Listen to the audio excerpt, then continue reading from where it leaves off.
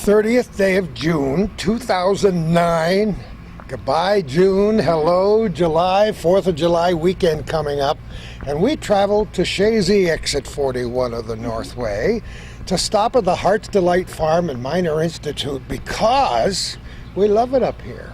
Amy Bedard, the librarian, how are you? I'm well. How about you? You don't look anything like Marion, the librarian. Have you been here for a while, Amy? 3 years. 3 years, June 1st. Are you a local girl? I am. I'm local. I'm from Beekman Town. Well, that's as local as you can get. Why we're here for a lot of reasons. First of all, we love it here, but because there was a gigundous open house here a few days ago on the 27th. That's right. We had an open house, and we had about 650 to 700 people. No kidding. Yes, and we had them here to celebrate North Country agriculture, and because Heart's Delight Farm and Minor Institute figure so prominently in that, we figured we could invite everybody to come in and see what we do here. So you've been here 3 years, but how many, had you visited it many times before? Or? Yeah, I had visited a few times, and I remember coming, I think it was probably one of their first years they had farm days for 5th graders, and I came here as a 5th grade student, so. That was only a couple of years ago, right? Yeah. So how did it fall on your shoulders to plan this whole open house? Well, part of what I do is the history side of stuff, but when we were at a staff meeting, Katie Ballard mentioned that there was an agritourism grant from the New York State Department of Ag and Markets, so we thought, oh, well, maybe this could be an opportunity to not only add a component to our exhibit, but also to present to the locals about Minor Institute and Heart's Delight Farm and the history of agriculture, since so few people have that opportunity to visit a farm. It's a wonderful place, isn't it? It is. It really is, and I suppose, except for the hometown cable things and these great open houses you have and school tours once in a while, there are many people viewing this program on hometown cable, on the internet and elsewhere, who never heard of this place, or if they have, they haven't been here in 30 years, 40 years. Right, I'd say that's probably true, and with having the open house, it gives them the opportunity to be able to come out to Minor Institute and see what we do here and remove any mystery from our institute, because it is open to the public. They are welcome to come here and visit us, even when we're not having an open house or a school tour. I think the last time I was here, this wonderful museum opened up, the Heritage Museum, right? It did. It was opened up in 2003, and we've added on components here and there since then. So, and certainly people are welcome to come during the week and visit us. It's open 9 to 3 p.m. Before we finish today, we're going to see lots of components, as you mentioned, from the Minor Institute, the dairy barns, the horse barns, and who knows what else we're going to learn today. What are we going to see? Well, first off, we're going to start off in the dairy barn, and Katie Ballard will give you a tour of the dairy barn. Then we'll go over and speak with Jake Ashline, who works in the crops department, and he'll hopefully have some tractors for you all to see. And then we'll head over to the horse barn, and we could speak with Karen LaSalle, and she'll talk about our equine program. And then we'll finish it off with our new video, Minor Institute 100 Years and Growing. We won't tell you everything there is to know about William H. Minor or Minor Institute, but we'll whet your appetites. And hopefully, after you finish this program, you will put the family in the car and say, we're on our way. Because people can come here for tours a lot of times, can't they? Right. They can come and do a self-guided tour if it's a larger group, or if they want a specialized tour, they can email me for the Heritage exhibit, or they can email Wanda Emmerich. They can find her email addresses on the website, or they can call our main office, and they'll put you through to the right person. Such a wonderful and rich history that dates back, way back into the 1800s when William H. Minor first came over here, and look at what we have now. Well, he came here as an orphan and lived with his aunt and uncle on the farm, and it was a small farm. And then he grew up here, and when he was 18, he went to Chicago, but he loved it so much that he wanted to come back and build up this farm and make it a model. And he left his thumbprint on so many things up here. Oh, he did. He left his thumbprint, not just on the farm, but he had hydroelectric he did dams. The million-dollar dam. The million-dollar dam. There was the Shazy Dam, the Altona Dam, the McGregor Dam. He built the school, of course, and Shazy Central Rural School, that's right. Physicians Hospital. Yes. So, he provided electricity to the citizens of Shazy. So what he did, and it wasn't just here in northern New York. It was also in Chicago as well. We're going to pause for a moment and continue our tour today because Amy's phone is ringing and she's such an important person. Thanks, Amy. We'll talk to you later. Thank you. And Amy has handed us off to Katie Ballard. How are you, Katie? I'm great, Gordy. Your association with this farm and this institute goes back to student days. Do we really want to say when, Katie? Oh, I don't mind. I don't mind it. In 1983, I was a student in the summer experience in farm management. That was the second year of that program. And were you a local gal? Or? I grew up in the Finger Lakes of New York State, near Penn Yan, New York. Of course. And but got my undergraduate degree at the University of Vermont. So as a student at UVM, I was in my junior year, headed into my senior year, and participated in the summer experience program. So the reputation of this minor farm and institute is far and wide, isn't it? It is, and it certainly has grown in the last 10 to 20 years with our emphasis and really more of a focus on agricultural research than we had when I was a summer student here. That really has broadened our scope, and we certainly have not only a national but international presence in the agricultural community. And Calvin tells me you were working with horses when he was here with the late Bob Venn. About a decade and a half ago. Well, after I was a summer student, the president, Harry Randy at the time, he offered me the first agricultural graduate student position. So in that, and those positions still exist today, we work collaboratively with the University of Vermont, and we actually the student gets their degree through UVM, but the assistantship comes through Minor, so we live at Minor and do our research here at Minor, and that's where I kind of carried on from my summer experience in farm management program. And when I came on, I had a horse background, and the Harry asked me to be in charge of the horse program because Minor had about 5 grade horses that they let students ride. And at that time, we talked about maybe making the horse program have the same mission that the dairy program had. And so Harry said, well, sell me all the horses we have and get me one I can drive. And so that was really the birth of the equine program here at Minor. And I knew of a great Morgan mare that he could drive. And from that, we purchased 2 other Morgans that really were the foundation stock. And the rest of the horses here have been gotten through donations of horses as well as stallion services. William H. would be proud, wouldn't he? Well, I think the main thing was that the horses were able to follow that mission, that demonstration, education, and research that we try to carry on throughout what Minor does. That's a good mission. What is your actual function now? What's your title, Katie? So I'm the director of research. Wow. And that came about when Dr. Charlie Sniffen came on board as president. And trustees, Minor Institute trustees at the time, really gave him a mission to try to strengthen and expand our research program. And at that time, we had a staff of 0. So for me when Charlie asked me to be director of research, I said, sure, I can direct myself. That would be easy. And now we have a research staff that is between 10 and 15, depending on how many graduate students we have. So our research abilities and capabilities, as we go through the farm, you'll see how the facilities have changed. They have just, the amount of research we do now is just, and continues to climb. It's just a lot more projects. The research and the education, are those the main components?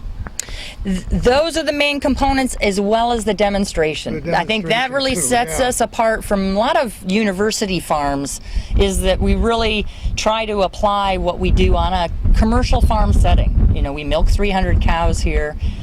So we have a lot of the challenges that a lot of the dairy producers have as far as milk prices go, as far as increase in feed prices, things like that. We feel the pain, just as dairy farmers do in the area. So this is a busy time of year. This is a very busy time of year. Every time of year is busy. is. But now in the, this season, no harvesting going on yet, but that'll happen soon enough, won't it? Oh, we just finished first cut. Really? We've been busy in the fields with first cut. We had to get the corn in. We dodged the raindrops to finish that first cut harvest. So we're getting ready to do some second cuttings in July. So William H. Miner left quite a legacy, didn't he? He certainly did. Here and elsewhere. We mentioned it earlier with Amy, and he made his mark, as did Alice T. in so many ways here in the North Country. And thanks to people like you and Amy and the others here, his memory will linger, won't it? Forever and ever and ever. Yes, it will. And I think we're very proud as employees here to carry on that legacy, because it's an honorable one, I think, as far as supporting agriculture here in the Northeast. Did you ever dream as a teenager this would be your life's work? Well, it's interesting. I wanted to be a veterinarian.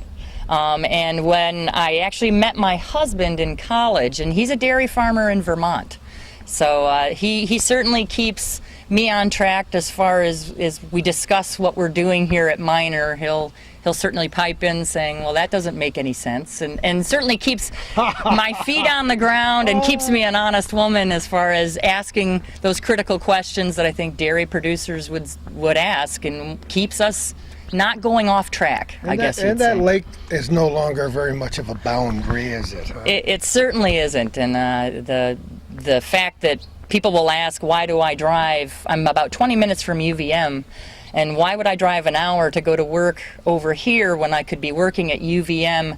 And I think I've been to faculty meetings. I'm an adjunct lecturer at University of Vermont, and as I leave those faculty meetings, I say, this is why I go to work over here, because there's so much less red tape. We can get down to business and what we're about much easier than some of the government agencies and state universities. Well, we're delighted to have you here and with us today. What are we going to see? Well, we're going to see our dairy operation. We built this facility in 2004, the one we see behind us. We've just recently finished an expansion for transition cows that really expands our capabilities for doing research as well. We can't wait to go on the inside. Thanks, Katie. Great. Oh, Chris, you got to look up. Ha ha! There goes Chris. Katie, Yes. This is not your grandfather's dairy barn. It certainly isn't. But as dairy producers are building new facilities, expanding their facilities, these are the types of parlors that are going in on most commercial dairy farms. Unbelievable. Explain a little bit what we're looking at for the uninitiated. Well, we're looking at a parlor that's designed to milk 24 cows at a time, 12 on each side, and they're milked in a parallel fashion. That's called a parallel parlor. And so the cows index themselves as they travel in to be milked, and so the milking units are actually put on between the hind legs of the cow. Is that incredible? Such a far cry from even 35 years ago, and everything's computerized. We can see the blinking lights. Oh yes, the cows have identifications that are recognized as they enter the parlor, and so we can keep records on exactly how much milk each cow is producing every day, which from a management standpoint is helpful for our farm manager to keep these cows as healthy as possible and be able to monitor that. But it's also helpful from a research standpoint, because for a lot of the projects we do, we want to look at the impact of a nutritional supplement on milk production, because that's the bottom line for producers. They're being paid for every pound of milk that cows produce.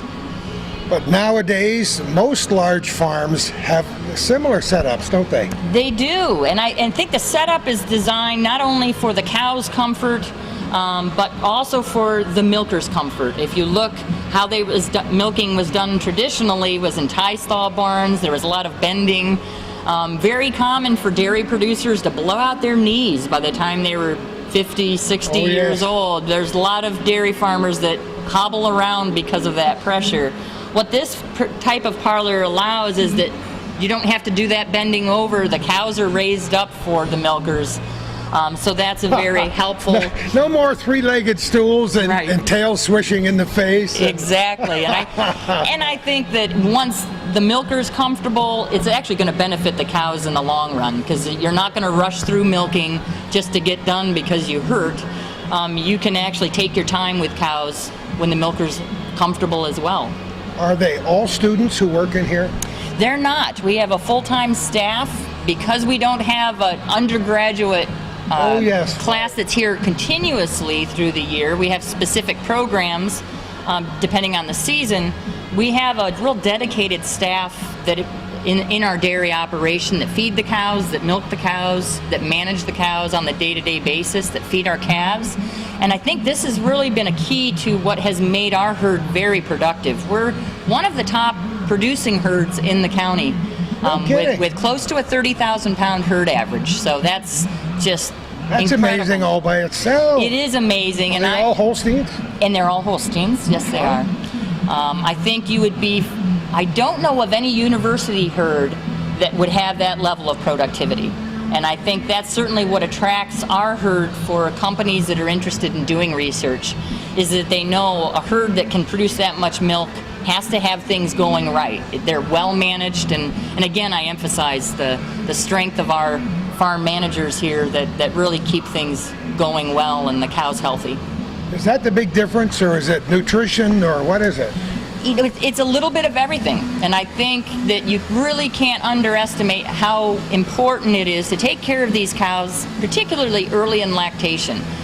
If they get a good start every time they calve, then their productivity later on is really going to be at its peak. I mean, really peak high. If we lose that early on, they just don't come up in milk production like we'd hope they would. So that's a key part. Certainly nutrition is a key part as well, and producing quality forages on the farm. I know you're going to be talking to Jake Ashline, our crop manager. His job is incredibly important to that level of productivity as well. Just to let our viewers know, Katie, it's now 9:45 in the morning, so milking is probably finished by maybe 20 minutes or a half an hour. It was. We milk 3 times a day at, well, I got to do the math now, at 4:30, 12:30, and I think 8:30 at night. So we're on an 8-hour interval Oh, I see. for milking. So we're in the process. The whole system's getting cleaned up now. Going to be ready for those cows coming in at 12:30 this afternoon. Terrific. Thanks so much. Well, we took a little walk, Katie, but where are we now? We're in our research tie stall facility, and when we built this facility in 2004, prior to that time, all of our cows were housed in freestall barn, where they're group housed, they're fed at a feed bunk, and we could never measure individual intake. We want to, for some research projects, we want to know exactly how much feed a cow consumed. We can relate that feed consumption with her individual milk production through that parlor we just visited. And so we can look at feed efficiency. That's one of those things that we measure. And so when we built this facility in 2004, we wanted to make sure we built in the capability to measure individual cow feed intake. And this is the tie stall barn that we developed for that purpose. Is all the data that comes from this research published every year? Much of the research is. One of the things as companies approach us about doing research projects, we tell them that if their product is commercially on the market to dairy producers, that we will not conduct confidential research. How the results come out, we're going to make that public knowledge, and we have that reputation to do that. If, however, a product is maybe in development, so there may be some patent issues that the company wants to protect, in that situation we will conduct some confidential research. And actually this is a project that we're conducting right now, is a product in development, so I can't tell you all the details. But for the most part, the majority of our research is published on an annual basis, not only in what we call refereed journals, which is our journal articles that are reviewed by other researchers just to check to make sure the study was conducted properly, to make sure the integrity of that research is good. And those sorts of journals, like the Journal of Dairy Science, we're often publishing in that type of journal, as well as Animal Feed Science and Technology is another journal we're often publishing in. But also we publish in our Farm Report, which is a monthly newsletter that we put out. But every so often you have to set certain goals for your research, and you're delighted when you meet those goals.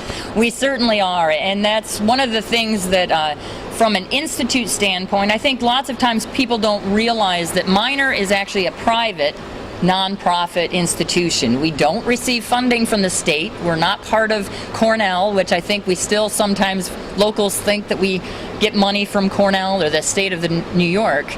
And so 75% of the funding to operate Miner Institute comes from the Miner Foundation, from Mr. Miner's hard work and efforts there in the early 1900s.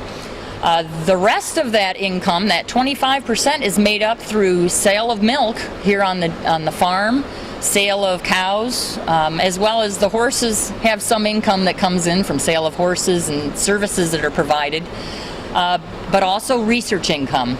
And so we set a goal as to how much income we need to come in to support the research staff that we have. What's your association with the feed companies? So the feed companies actually come to us, are interested in having a research project conducted to test they might have a specific goal for a product, whether it's going to improve cow health in early lactation. And we are responsible for designing a study that would be a very robust project, have enough cow numbers to be able to detect if that product makes a difference. And we have actually scientists on staff. Dr. Heather Dan was brought on full-time. She's a ruminant nutritionist specializing in transition cow health. We also have Dr. Rick Grant, who's our president here at Miner Institute, and he's involved in many of the projects we conduct.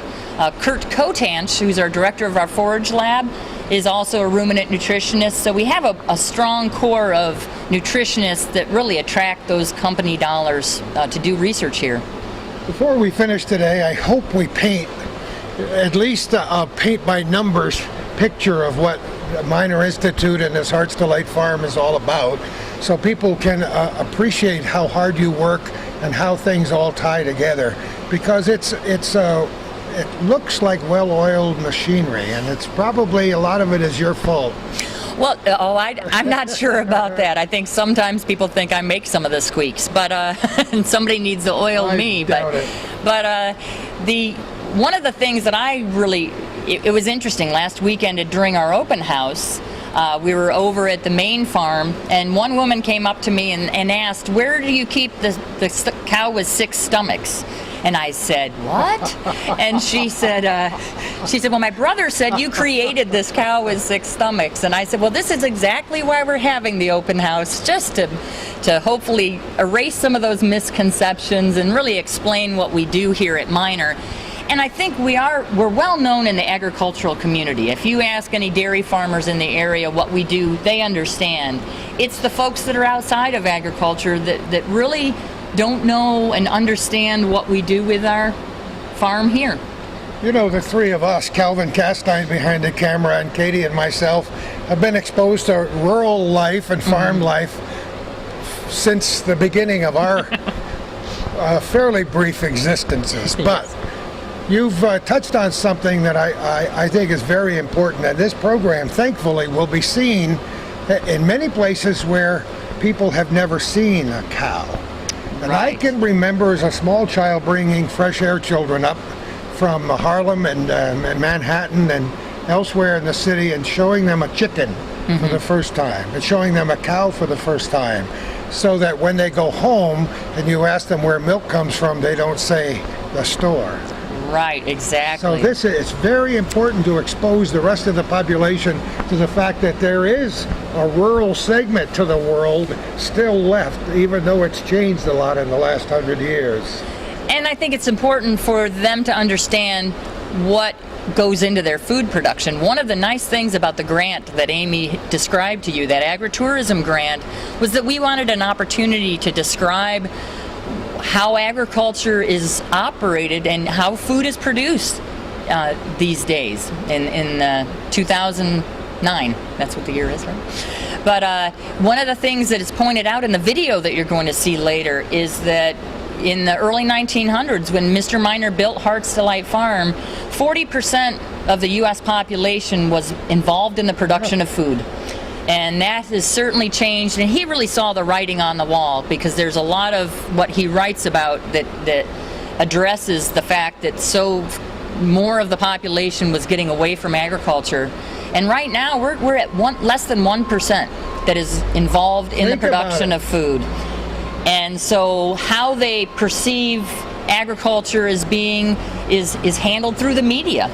And I think there's a very vocal minority that are proponents of organic foods and things like that, and there's nothing wrong with that, but the perception that conventionally produced food is unhealthy is absolutely wrong. That all food in the stores is healthy for consumers.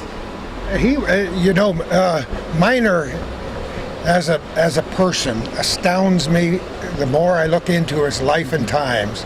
He was a practical man, but he was also a visionary, and you've just proved that to us right here. He saw way ahead, didn't he? Oh, he certainly did. And I think he saw that farms were going to need to become more efficient. We often get the question, what happened to the buffalo? What happened to the goats that we had? Everybody wants to know what happened to the buffalo. Well, I think what we had probably in the 70s and 80s was quite a menagerie of things. At one point we had llamas and guinea hens and all sorts of things. But I think we had to do some belt tightening in the early 1990s. There was changes in investments that 75% that we rely on.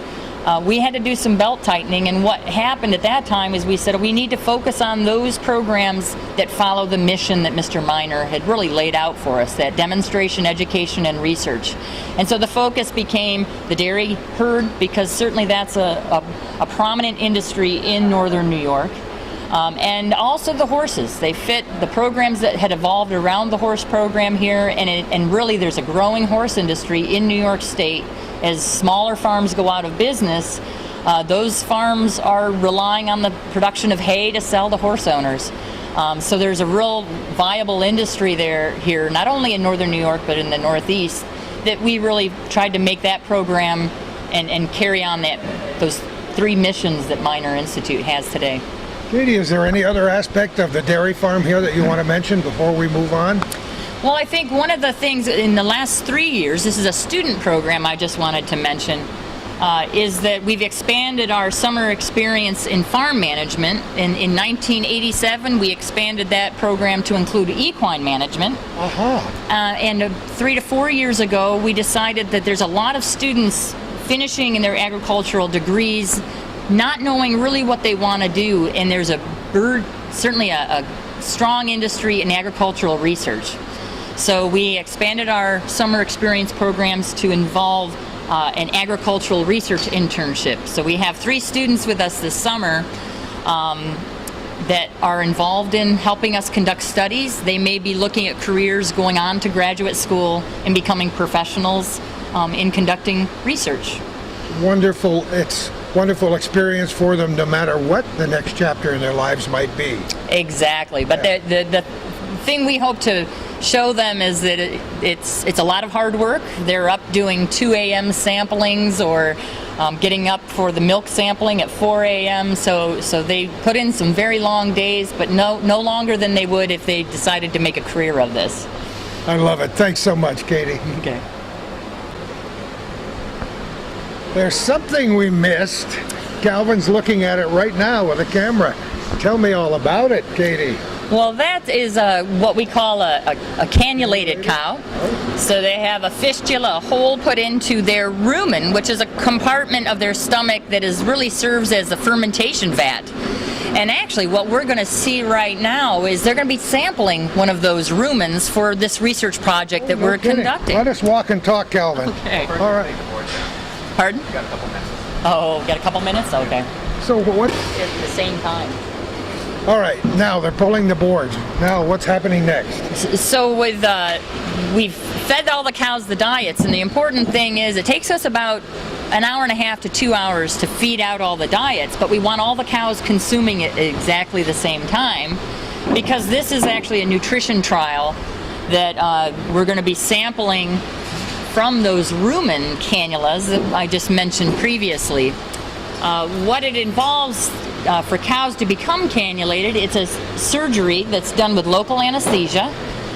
We only do it on cows if we know we have a project that needs to be conducted.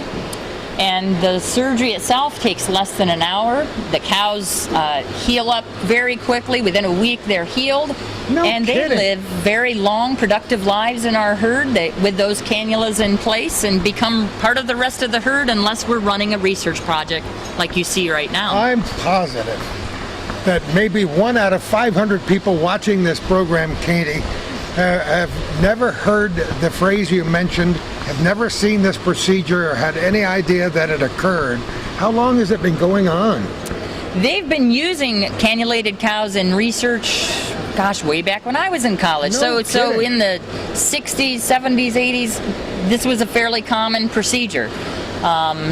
It's actually, some commercial dairy farms now have a cow in their herd that might have a rumen cannula, because they can use the contents of that rumen to inoculate cows that might be sick or unhealthy and need to put in new bacteria into those cows' rumens. So what is she doing now? So what she's doing now is we're actually adding the product that we're testing directly into the rumen. Unbelievable. We're not relying on the cow. It's such a small amount of product that they had that they didn't want to have us mix it into the feed. So we're going to actually deposit it directly. We're bypassing the mouth and the chewing activity and sticking it right directly into her stomach. And this is actually it's not a very common practice that we're doing right now as far as putting it directly into the rumen. But for this project, this is what we needed to do. But for the sake of research, it looks like it might be tremendously efficient. Yes, it is. And I think the other activity that's going to occur later in the week, and you can see that little washer that's hanging out of the rumen, Right. is that we've actually put bags of forage inside there to see how well the cows in the environment in the rumen is digesting the forage. We're going to be taking that bag out in 96 hours and be able to measure how much of that feed has disappeared and has been digested.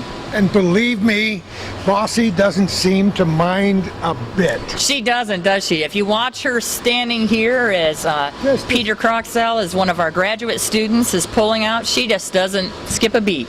Isn't that amazing? People often think, is it painful for the cow? And once it's healed, after that week after surgery, like any of us that have any surgical procedure done, the cow's very comfortable with that.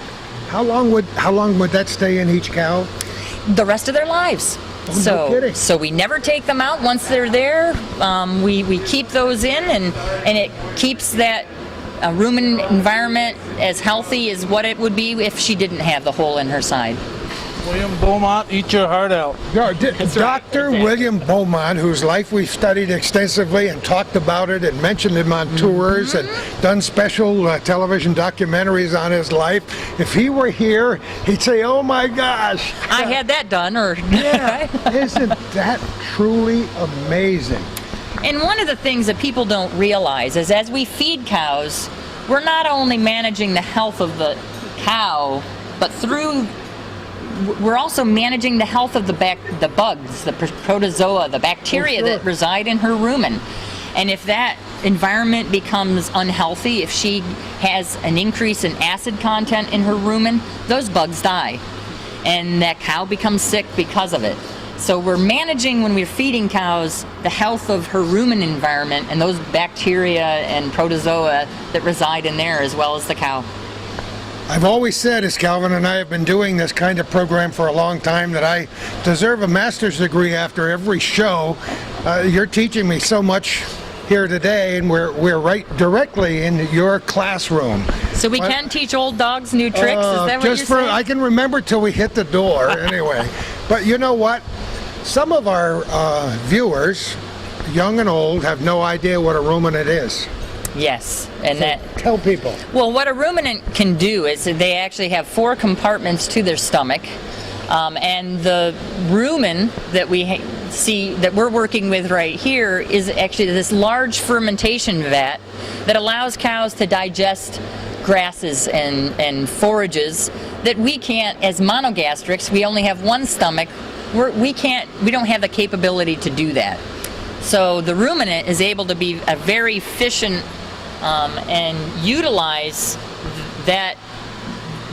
those forages, because the microbes in that rumen are what are actually digesting the forages, and then the cow digests those microbes. And through the microbes and the bacteria and protozoa, they actually get the nutritional value of those forages. So you try to forecast before every one of these procedures what's going to happen, and then you're either happy, delighted, or partially enthralled by the results. Well, I think any research results, whether they're positive, whether we find a product makes a difference, or whether the product doesn't make a difference, it's valuable information. We learn something from every project, maybe deciding to take a new direction with a product. The companies won't waste a lot of money commercializing it. If it's not going to work, farmers aren't going to buy it. So we need to show that the product itself actually works. And I've often asked some of the companies why they come to Minor Institute, and we've dealt with some from Idaho. And I said, well, what made you call us here? And they said, well, one of the feed companies that I was trying to sell our product to said, if Minor Institute says it works, I'll buy it. So I think that is that gives a us, reputation? That's a reputation that I love it. that we have to be careful. I mean, deal with it. Protect is a good word for and it. enhance.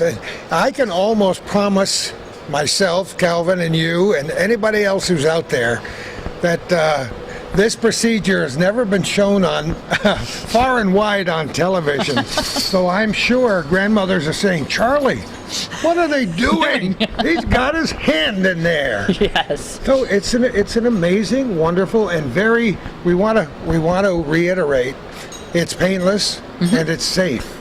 It is, and I think that the bottom line is we're hoping the research that we conduct is going to actually help the health and welfare of cows in the general dairy population. The research we conduct here, if we can find a product that's going to make them more productive, which means more money for the farmer, but also the cows being healthier, that also means more profitability to the farmer and better welfare for that animal. So part of this research itself right here, is the bill being footed by the feed companies directly? Yes, it is. So There they're you go. paying for the use of our cows in the herd, because we don't normally manage any of the cows in this tie stall unless there's a research project going on.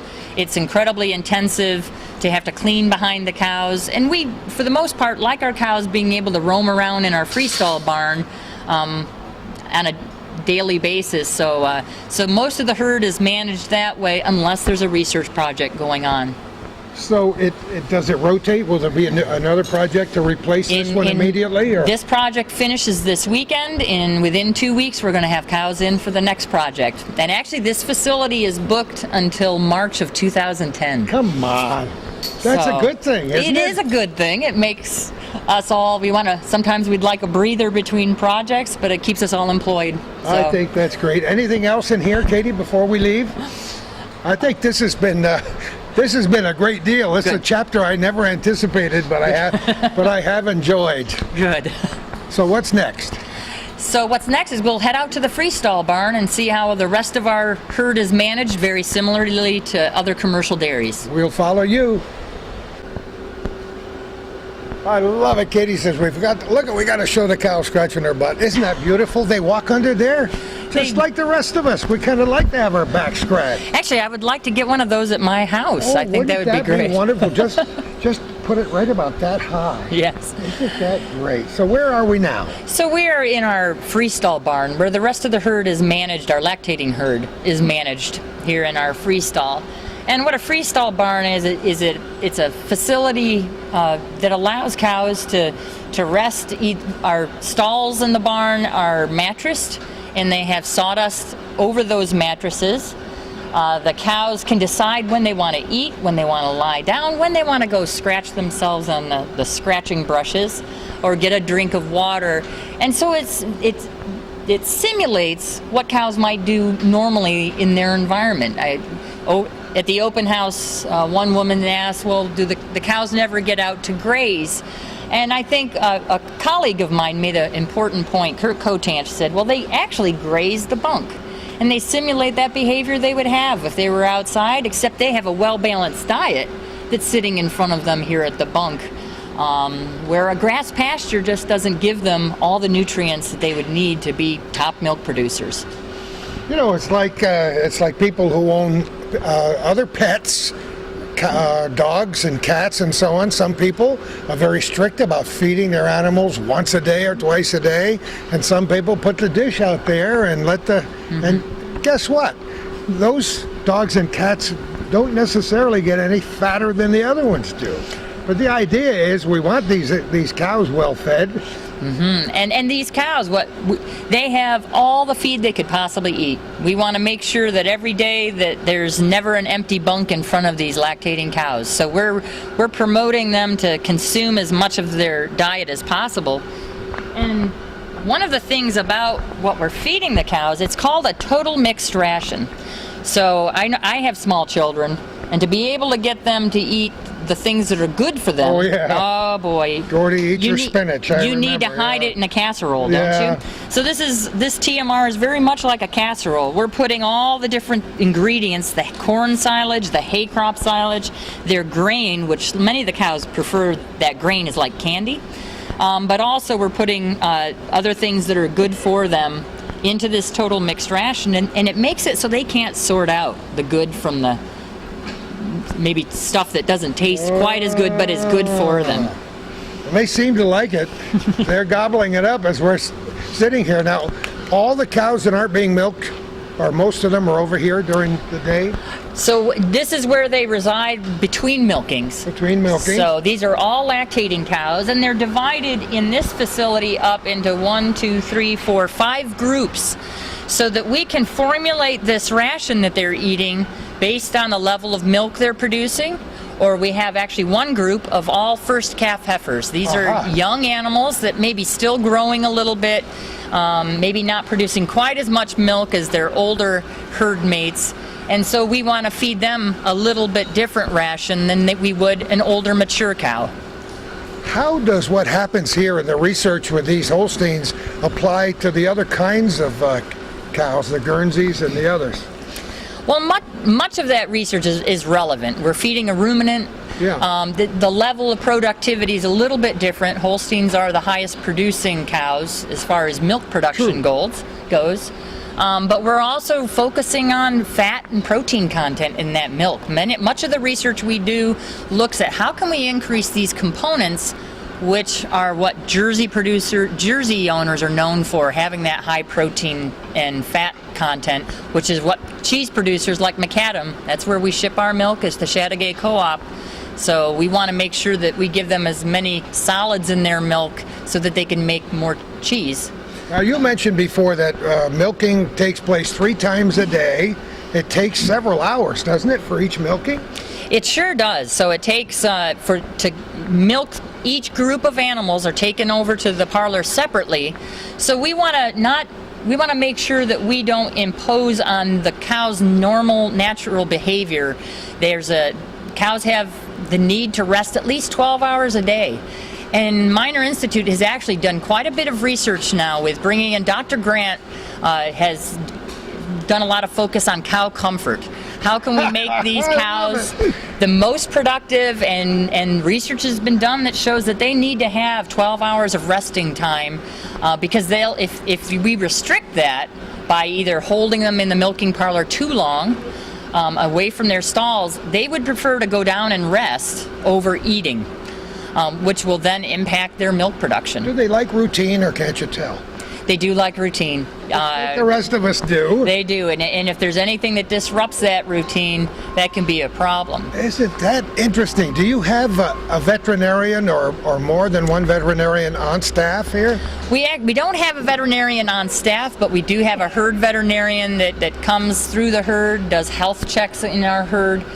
We also have our farm manager. They regularly, with early lactation cows that have just calved, they'll check their temperature, they'll check their well-being, because that's really that critical time in a cow's health is when they first start their lactation. They go from being dry, which is a non-lactating state, once they calve, within 2 weeks they can be producing over 100 pounds of milk a day, which is about 10 gallons, over 10 gallons of milk per day. That's amazing. And when we go to the store, we don't necessarily see the Minor brand on the bottle, do we? No, we don't. So most of our milk actually goes to Chateauguay Co-op Does it really? and is used for cheese at Macadam. No kidding. So no wonder I like that cheese. Isn't that great? Okay, thanks so much, Katie. Oh, you're welcome. I want to tell those people up there or out there who are responsible for making weather, Jake Ashline, that we lucked out today. You bet, we did. I forgot your name already. Eric Young. Eric Young, agronomist, and Jake, man, the crops are growing. Yeah. But, you know, Calvin was explaining the history of your family in the Champlain area, which goes back to 17 what? 17 something, Calvin knows. Way back in the 1700s, right? Yes, yes. Came down from Canada. Yeah, And one of the first families in Champlain, I believe. Yeah. before all the famous people like Moore and Yeah. all those folks that we've Yeah. heard so much about. Yes, sir. How come that part of history is not more popular and known by everybody? I don't know. Not your fault. It's not generations past, I guess. I don't know. But are the family farm does date back a long ways up there, Yes, doesn't it? yeah. It was like 4 generations. No Yeah. kidding? Yeah. You ran the farm up there Yes, sir. Yeah. since childhood? Since Born and raised there, and purchased it when I was 21 years old. And, last Tuesday? yeah. Yeah. I like you already. You know? That's good. But that's nice. That gives you a feeling of, Yes. Yeah. And coming back to square one at the end of it. well, it was a big decision to, to sell, and a hard one to, being in the family so long. We did keep some property right along the Shazy River. did you? Yes. Yeah. There's another beautiful spot. Yes. Yes. Anybody who's along any river here in the North Country, Exactly. that's the best, because our viewers know that I live right on the banks of the Saranac River in There you go. Morrisonville. Yeah. Let's talk about crops up here. How did you get hooked up with miners, Jake? Well, after I just told you we sold back in '98, and a job was available here, and I started here in November and of '98, and ever since then, it's been 11 years this year I've been here. Is that possible? Yeah. 11 years Time already? flies. Very good place to work. Great people. All work together. You know, we're lucky to have a good farm manager. The crops department itself has 3 people, myself and 2 others, Sean Bayshore, Henry Misek, and naturally we can't do everything with 3 guys, so if we do need help, But you can if you got up early. I got to get up earlier. Farmers get up early enough, right? exactly. As it is. He lets us rob some of his folks if we need help, and now we have the summer intern students, so they're a big help too. May have to teach them a few days or Well, you know, to get them going, but most of them weren't weaned that's underneath right. the cow like you were. Exactly, you know? right. Yeah. So you love the business. Yep. You Yes. love it when the sun shines. Yes. You can get things done in the fields. It's tough when you have rainy spring, isn't it? Yes, it is. We were lucky. We got 340 acres of corn silage. You do. Yeah. 340 acres. That's Yes, a sir. surprise. All of that will be chopped for silage. We don't do any grain or combining. No baling either. We used to, but now growing the dairy, it takes everything for haylage, for the haylage part. We do buy square bales, usually big square bales. Oh, you do, the big ones. Yes, sir. Yep. So what Yeah. other crops? Other than that, it's just hay or alfalfa hay. You know, we always seed down with a little bit of tall fescue, kind of fill in some of the holes where not so well drained. At least if the alfalfa disappears, we have a hay crop coming in. So You got a lot of equipment here. yes, we kind of got our haying equipment lined up. Hay bine or merger with, we take 3 rows of the hay bine width, put them together, run it through our chopper right into the truck, and that's our bunk packing tractor. So you had this all set up for the open house so Yes. people could see how it You guys should have works. been here, you know. Well, we would have had we been able to, but just imagine thousands of people wandering around here and say, Yes. "What's that, Dad?" Yeah, right. This equipment is a far cry from my old farming Oh. days. I'll tell you that. Same with me. I was on a smaller scale, so much yeah. smaller scale. What? Crop research? Do you do much crop research yourself, Jake? We will be now. Eric is our new agronomist and getting into more things. We have some tile projects. You want to talk about that a Yeah, little go bit? ahead, Eric. Tell us everything you know. Well, Take your time. we we have one study that we're starting this year where we're looking at sort of water quality associated with the tile drains because we have a lot of poorly drained soils around the farm, and so we have a lot of tile drains throughout the fields, which dramatically increases yield. So we basically need those tiles to farm economically, but at the same time, there's a lot of concern. I'm sure as you've heard about Lake Champlain and the water quality. So we're also looking at that side a little bit too, and trying to look at some of the factors which contribute to nutrient losses in some of these fields. So we're just starting to get a handle on some of that, just starting to get the flow structures in the tiles, and so that study will be going for the next year or so. You know, it's amazing when you stop to think about the guy that started all of this. Yes. Way back when, and he became an expert on engineering. Yep. He invented a number of things. Yes. He knew about hydrology and geology. Right. Where, I mean, we've taken our cameras a couple of times up to that dam Flat rock. on yes. the flat rock. Yeah. So he knew about beautiful. drainage, and I think he had a tile system installed here way back in the early 1900s. Oh yes. He did, and Yeah. in fact, I was telling Jake this morning. I was reading about William Henry Miner last night a little bit, and I think it was in 1915 he had installed 1.3 million feet of tile drain. So I think that proves my point. effective. Yeah. Isn't that amazing? Isn't that amazing? That's about more than a We thousand mentioned miles. that the guy had tremendous foresight. Yes. And if he hadn't, and if that foundation hadn't persisted, we wouldn't be standing here That's today, or it might be somebody else's field. Exactly. But so this, and I hope our viewers can get that perspective too, because this is an amazing place.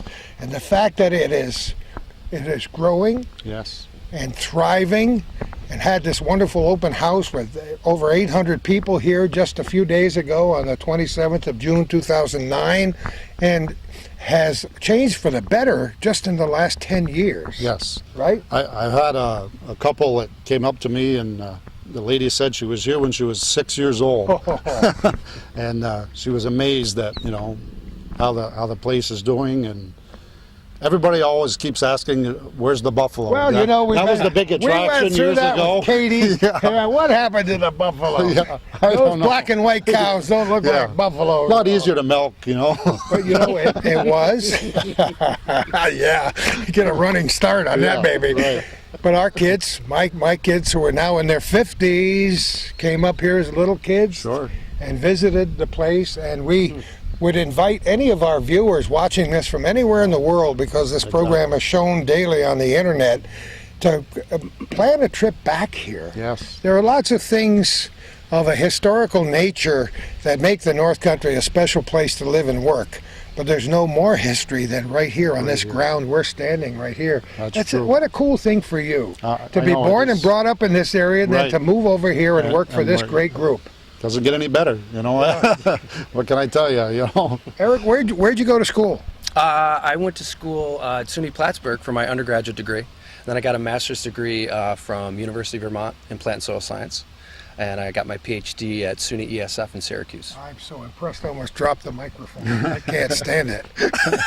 Wow, that's wonderful. And I was born and raised on a dairy farm. Were you Worked there really? since I was very young, up in Cortland County, 30 miles south of Syracuse there. Of course. And, worked at milked, did crops, all that through high school and college.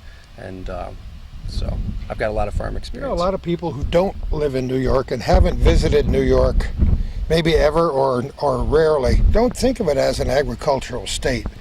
But and the total number of farms is dwindling every Yes, year. yeah. But we still got some good ones. Yes, sir, we do. Yeah. Absolutely. Even right here in the North Country, some wonderful. It's a tough time right now with the price of milk the way it is, you know. It's something we always like to mention because Yeah. it's not always fun to get up in the morning knowing that you're getting paid only those few pennies. Exactly. A lot of farmers are, even farmers that have been farming all their life or for generations, are having trouble making, monthly payments and having to borrow.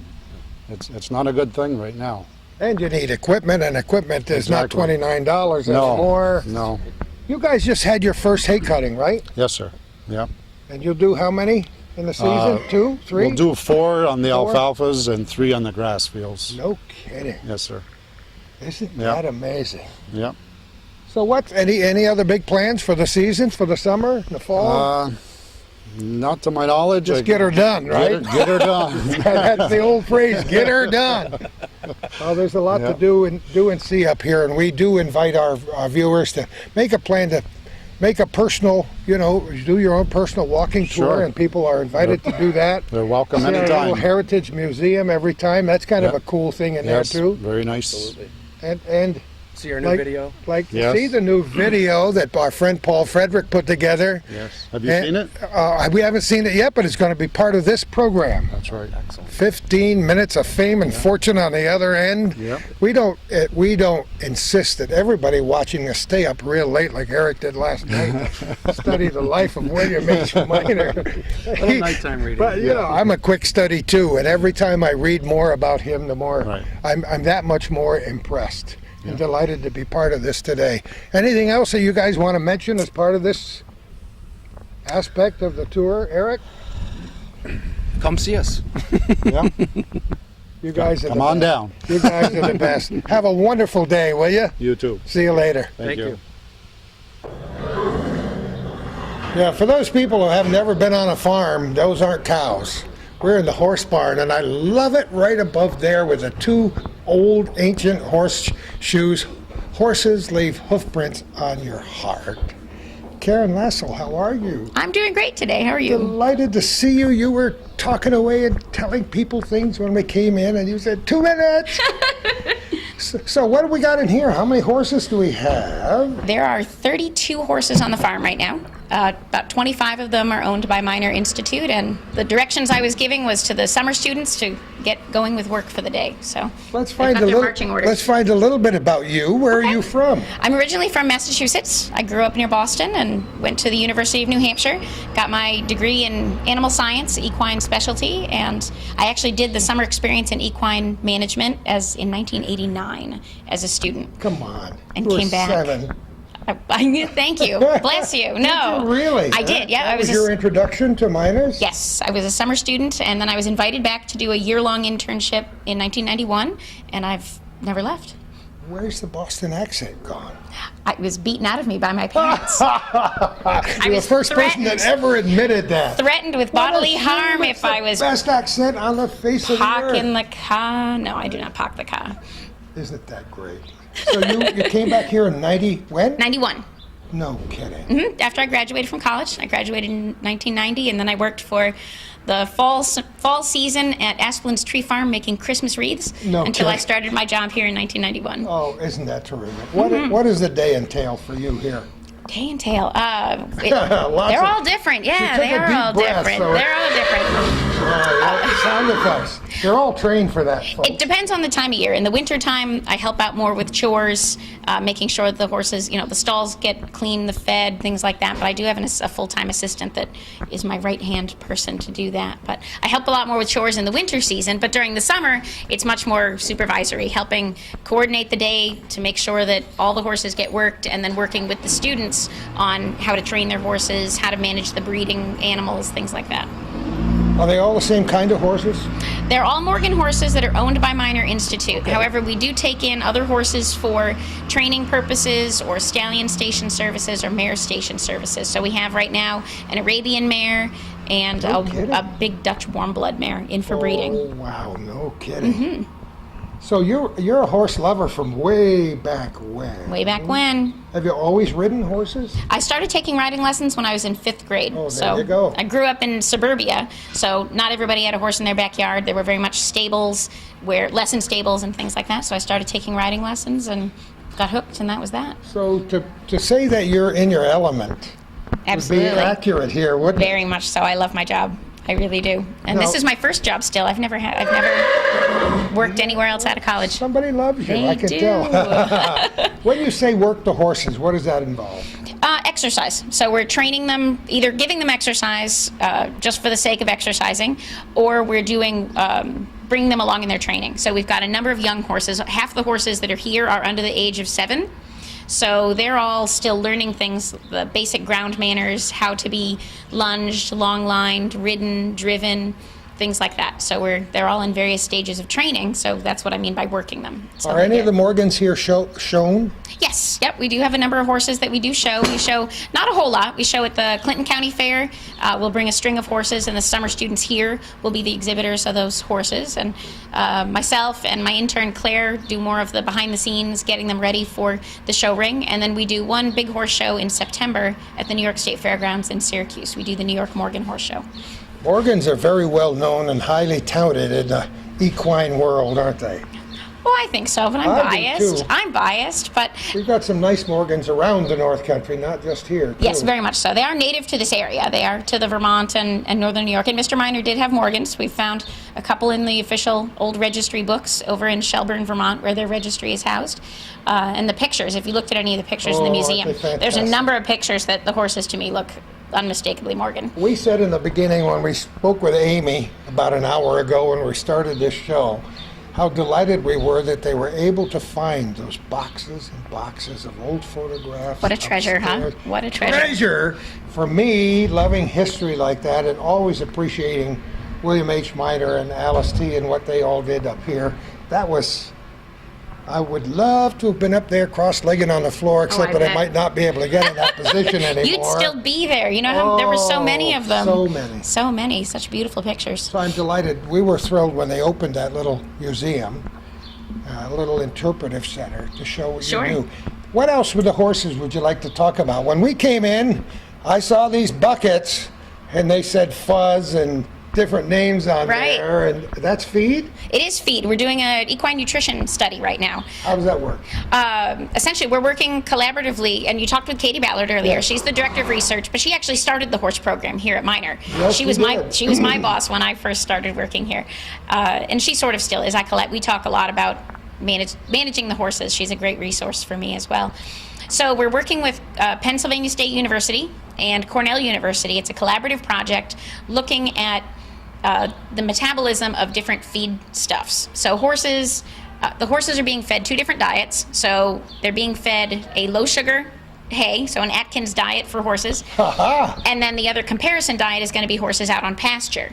And we're going to look at the digestibility of the feeds, what that does to different blood parameters. So we're going to look at, I think, insulin and glucose responses to those things, similar to what you'd look at if someone was a diabetic. Oh, yeah. But also we're going to be looking at fecal microbial population. So we're going to take, which is a nice word of saying manure sampling. Yeah, I was going to say everybody's favorite topic, but that's what you have to do. That's what we have the to end do. of the process. That's absolutely, and we have to fit that's where Cornell University fits in. They're going to actually do DNA analysis of the bacteria that's in the manure, because horses, they're a little different from cows, but they do some fermentation of the feed in their cecum. So it's a hindgut fermentation as opposed to in the stomach like cows do in the rumen.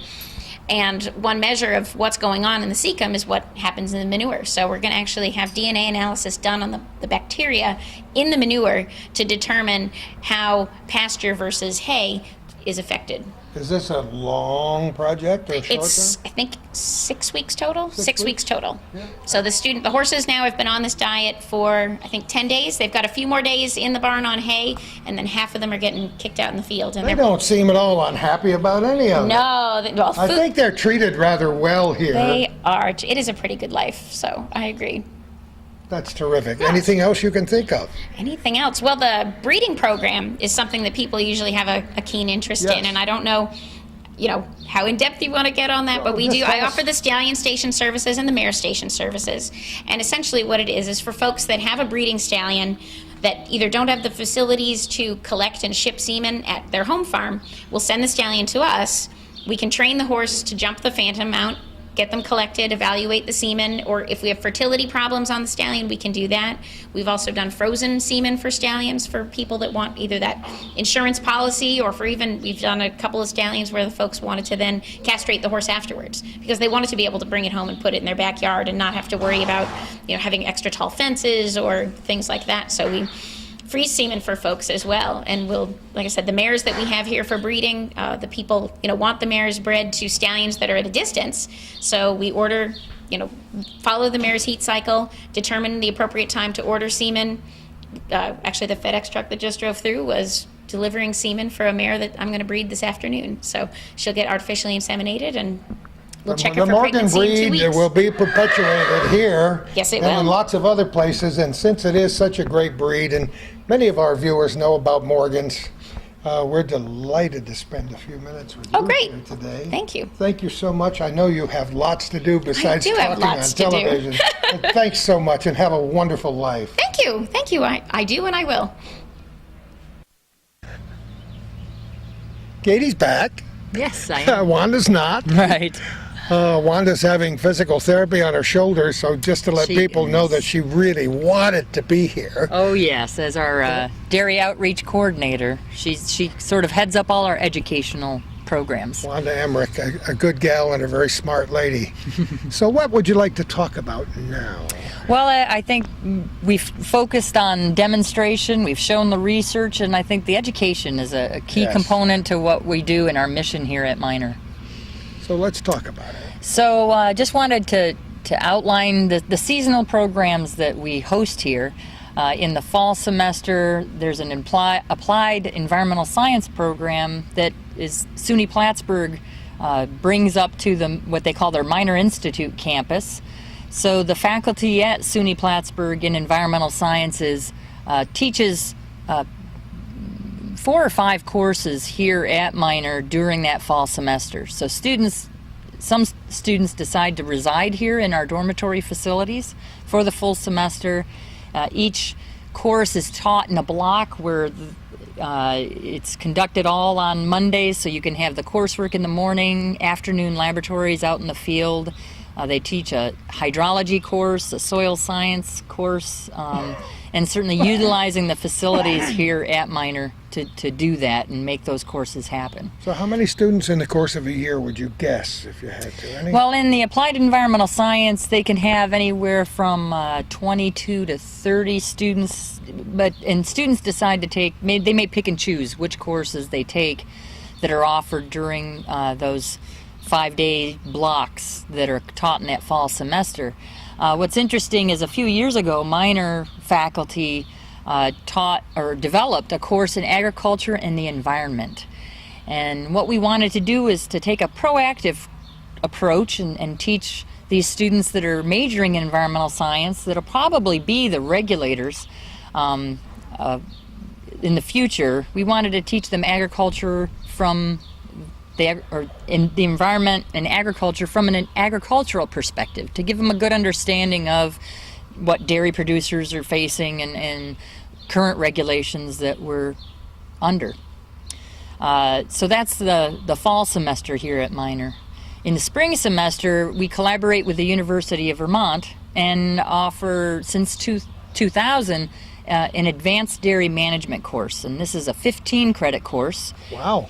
where students from UVM come to Minor for the whole semester and learn. We actually teach kind of 5 courses under that 15 credit umbrella that are in forage quality and assessment, essentially a nutrition course it serves as in dairy nutrition. Also, we teach a crop production course, a dairy management practicum where students go out on farms, do farm evaluations.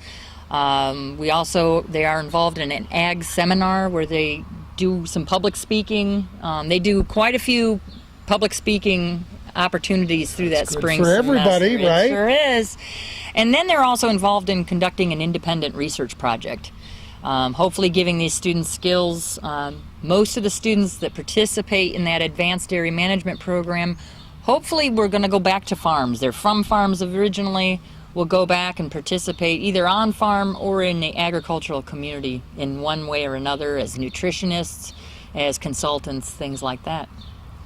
We're going to follow everything you do. Any other aspect of the education that you want to point out? Well, in the summers, which we're in right now, we Yes. have that summer experience in farm management, which I was a part of that program, and that's geared for students that may not have a lot of large animal experience, that they may want to be large animal veterinarians, and it gives them an opportunity to participate in the day-to-day operation of our dairy farm, from the cow management aspect to the crop management as well, because all of those things, our dairy producers are doing all of it in a 24-hour day somehow.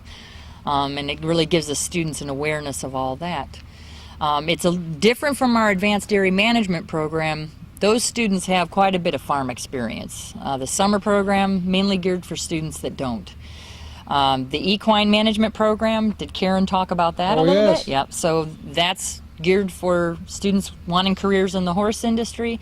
And then I had mentioned earlier our ag research internship, so that's also an important component.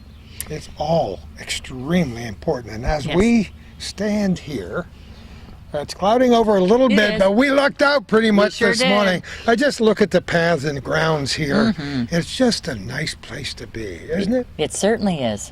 I think we Come and all take enjoy. a walk, have a picnic lunch, Absolutely. take the self-guided tour, Ask questions. ask I questions. think I'm very good at that. Because So- I have few answers myself, and you are the Great. best. And Oh, I was well, just thank you. thinking, I was going to say what happens here at Minor Institute and on the farm is a perfect circle, but I think it's probably more the shape of a heart. There. Don't you Heart's think Delight. so? Yes. Heart's Delight Farm. You I, bet. I know you've enjoyed your tenure here, and I hope it lasts I at have. least 50 or 60 more years. Yes, yes. And, well, I hope so too. Thanks so much. Thank Katie. you.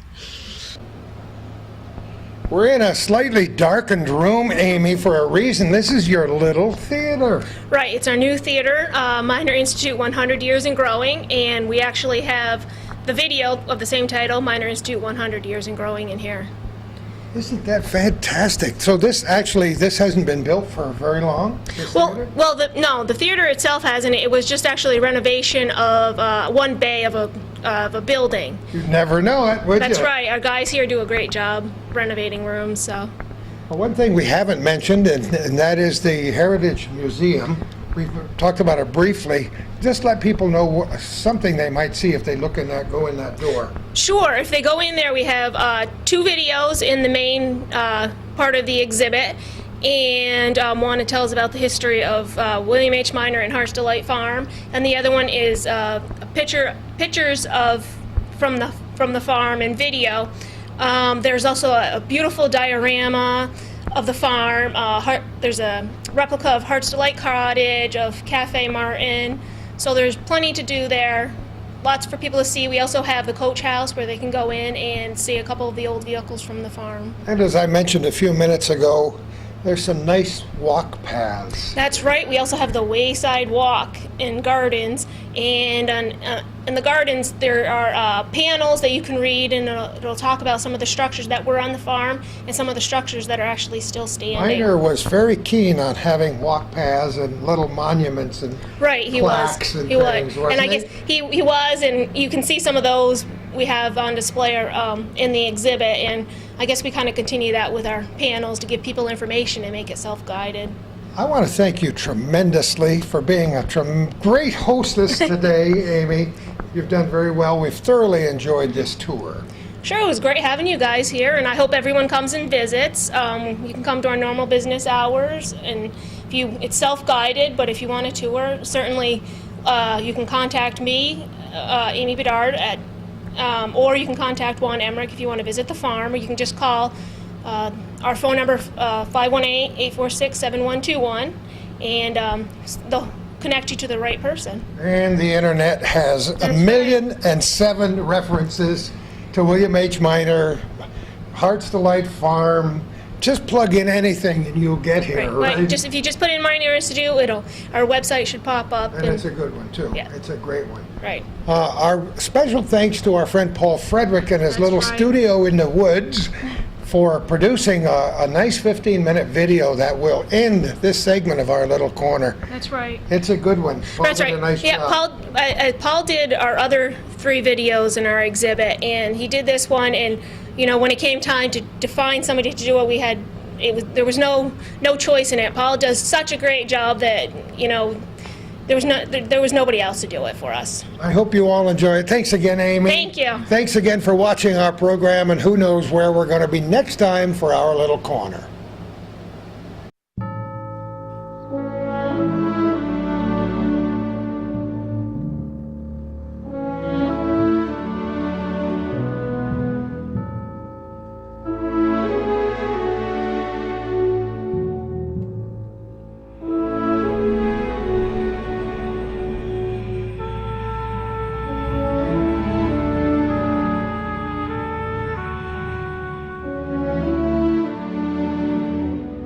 Over 80 years ago, William H. Minor, founder of Heart's Delight Farm, declared, "Everyone should know a good deal about the production of food."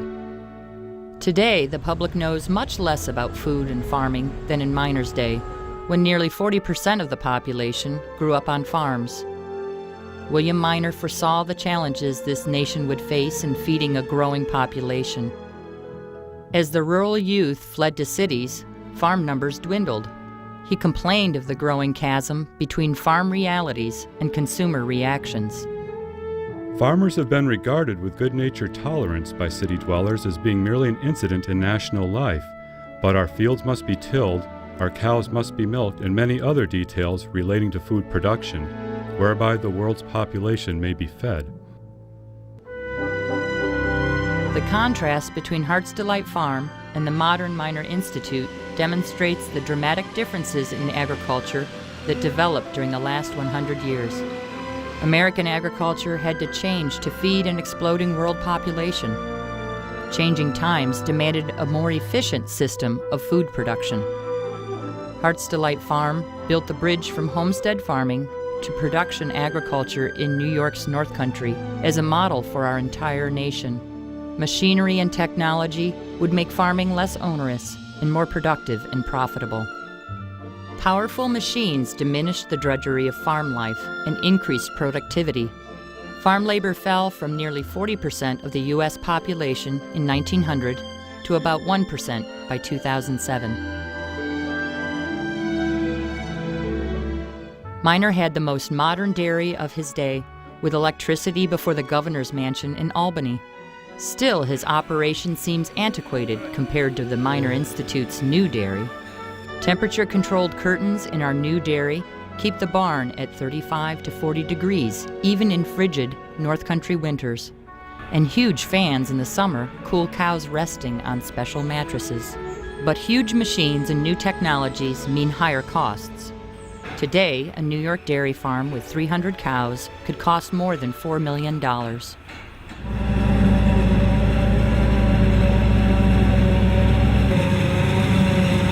Machines and technologies meant larger and fewer farms. U.S. farms fell from nearly 6.5 million in 1910 to just over 2 million in 2006, while their size swelled from 138 to 446 acres. In New York State, they plunged from 216,000 to 35,000, an 85% decline. The majority of these larger farms remain family-owned operations. though they have adopted a corporate structure to protect their assets. The growth of national and international markets increased competition and led to specialization on most American farms. New York has become one of the nation's leading producers of dairy products, selling milk and cheese throughout the Northeast.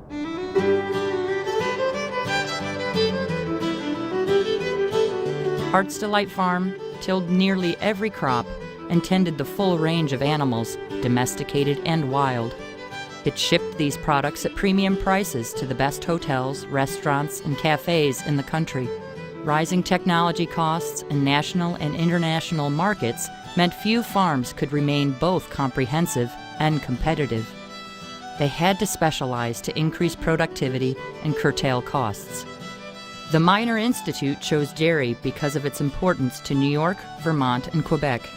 The growing number and interest of horse owners and enthusiasts in the region led to our equine specialty. Both continue traditions at Heart's Delight Farm.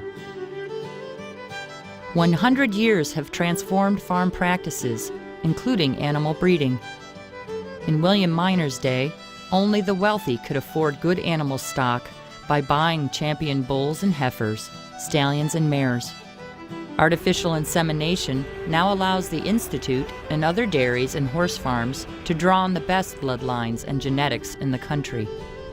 Technology and machines in Miner's day made farming more productive and profitable, but genetics transformed agriculture.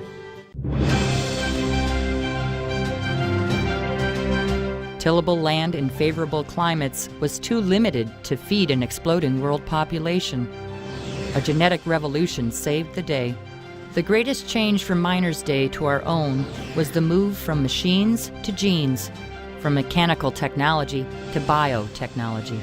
That early effort to feed the underdeveloped world produced what has been called the Green Revolution. Some argue that genetic advances increase the food supply at the cost of threatening food safety. However, productivity does not need to compromise the quality and safety of food. Miner Institute follows the motto of William Miner that agriculture must pursue production and preservation, productivity and safety. American agriculture must protect our planet while providing the quantity and quality of food required for a world population projected to grow from 6 to 9 billion by 2025. Some say genetically modified crops are unnatural because they alter nature. But so do most antibiotics and other scientific advances that lengthened life expectancy in the United States from 50 years in 1910 to 78 years in 2008. Our life is not a choice between back to nature or a brave new world. It is a matter of choosing what is best and rejecting what is not, based on the weight of best scientific evidence. Development of herbicide-resistant crops has reduced the pesticides used to maximize crop yields, resulting in less fuel and soil compaction. Over the last 50 years, the development of antibiotics, especially penicillin, has played a critical role not only in advancing human medicine, but animal health and welfare as well. Miner Institute uses antibiotics to treat sick cows, but every truckload of our milk is tested for antibiotics before being shipped for processing at Macadam Cheese. Recent interest in organic farming has led consumers to believe food supplied by conventional farming methods is not safe. However, scientific studies show that both methods produce healthy food. We should not immediately implement every scientific possibility in agriculture, but we ignore the weight of scientific evidence at our peril. We also ignore at our peril the scientific advances that allow our agriculture to feed a growing world population at an affordable price. Many new technologies allow farmers to produce more crops per acre or more milk per cow with fewer inputs, which also protects our environment. This improved efficiency has reduced the carbon footprint of the modern farm compared with those of the early 1900s. In addition, these efficiencies have enabled Americans to pay less than 10% of their income for food, the lowest among developed nations.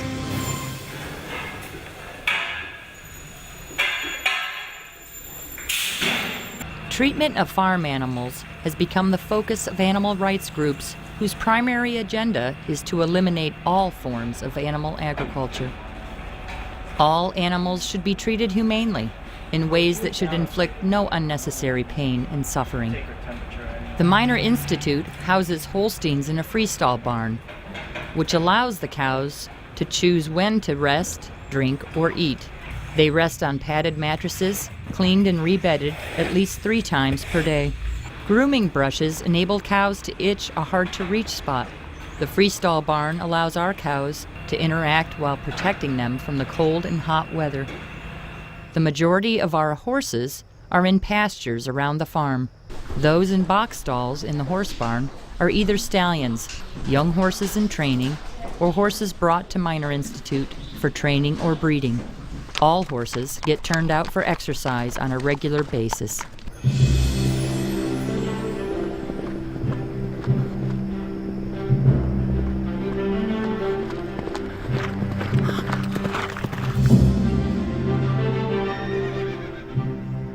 Agriculture has changed dramatically in 100 years, but the challenges remain the same: producing affordable food to feed a growing world population while ensuring its safety and protecting the environment.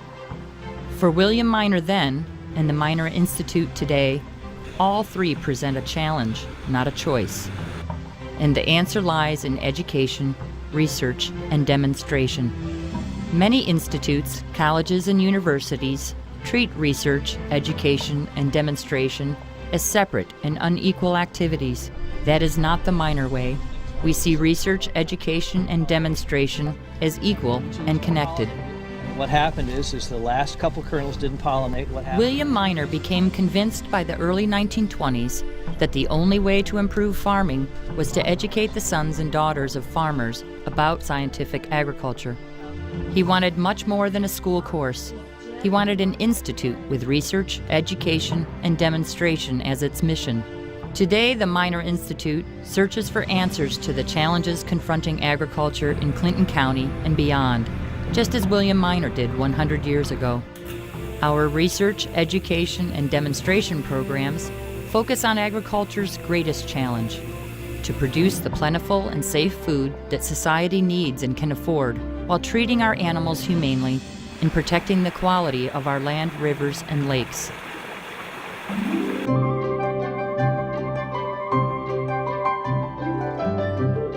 Miner Institute research examines the critical relationship between crops, animals, and the environment, focusing on dairy cow nutrition, cow comfort and behavior, nutrient management, and equine reproduction. Our research today follows the applied approach of William Miner, who conducted trials and experiments to improve performance. For example, he had his farm manager separate pigs into 5 groups. Each received a different feed mix to determine which one produced the most growth. Today, tie stalls in our new dairy barn allow us to assess the effects of different feeds on cow growth and health.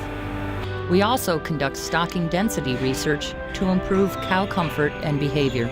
William Miner, who led in the introduction of field tiles to improve drainage, continually debated and experimented with his farm manager on the proper distance between tiles.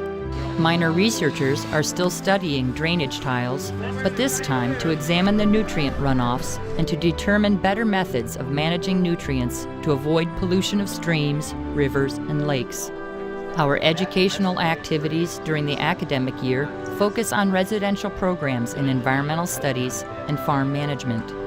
In the fall semester, professors from Plattsburgh State University offer a 15-credit applied environmental science program. Students study the land and water on the Institute's 8,700 acres of fields and forests. This program includes Agriculture and the Environment, a course taught by Institute faculty. Many graduates become state and national environmental regulators.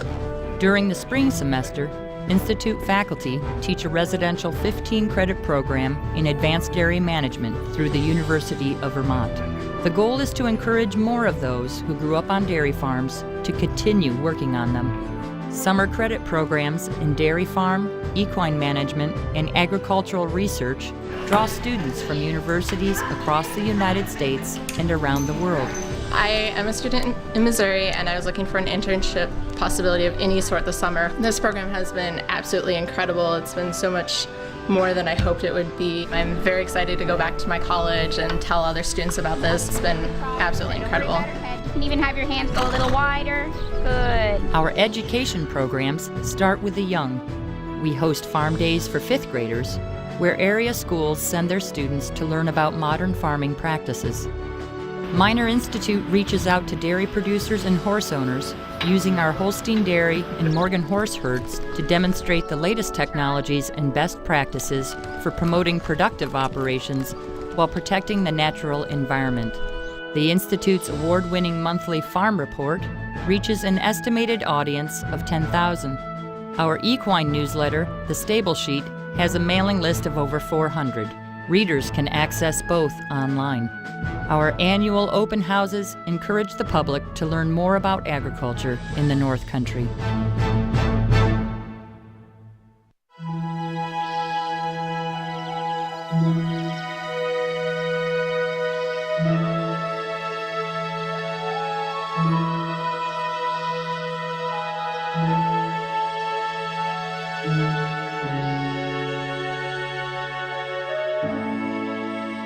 A century later, the Minor Institute continues as a pioneer in agricultural research and education, promoting efficiency and productivity while protecting and preserving our environment.